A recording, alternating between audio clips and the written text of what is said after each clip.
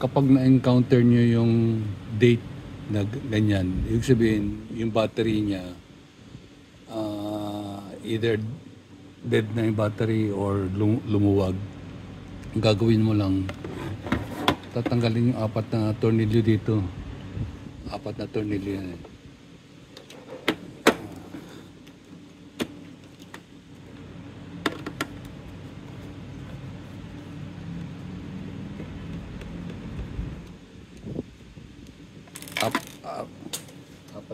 Apat yung tornilyo. Tapos ito, luluwagan lang ng konti ito para mabuksan. Pagbukas ng ganyan,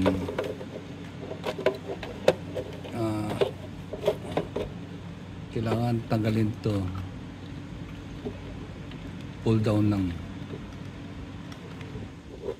Nakasaksak lang ito. So ito yung battery. Bali, pagtanggal ng battery, ano lang naman eh, tutulak lang dito.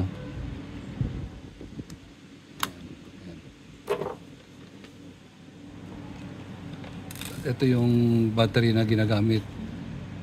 CR2032. Mga ganitong klase. Yan.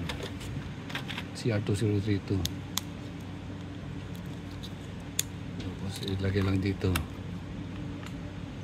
Ganyan. Tapos yung iba nilalagyan ng glue gun dito para andito lumuwag. Yan. Kasi minsan maluwag eh. Lagyan ng glue gun, didikitan. Tapos balik lang to.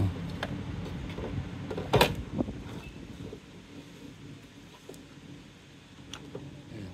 Tutusok lang.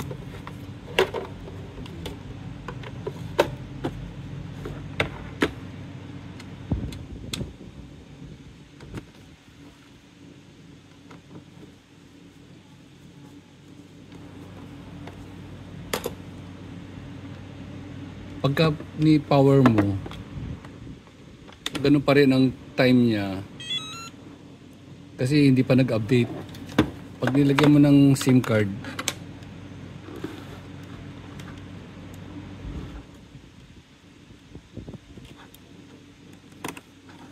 yung SIM card, smart na SIM card to.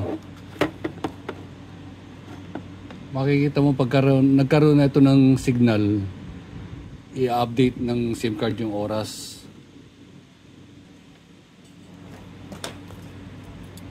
Itong sa kabila naman, sa GPS, para matesting yung GPS lang kung okay yung GPS, para makita mo yung GPS dito.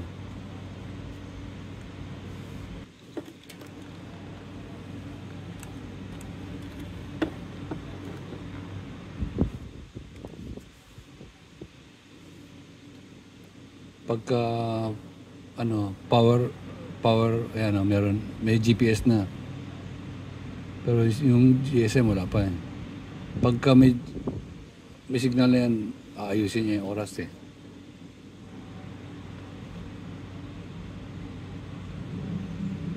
Kailangan power open on para mag-restart.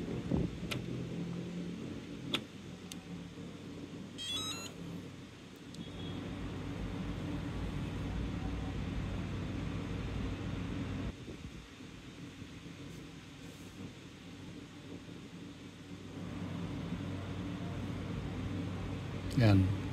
Nagkaroon na signal, inayos niya yung date and time. Yan. Pero ngayon, pagka susunod, yan, pagka nag-power on ulit, yung time niya, okay na. Kasi na-update na ng SIM card yung time ng clock. Tapos yung backup battery na gumagana.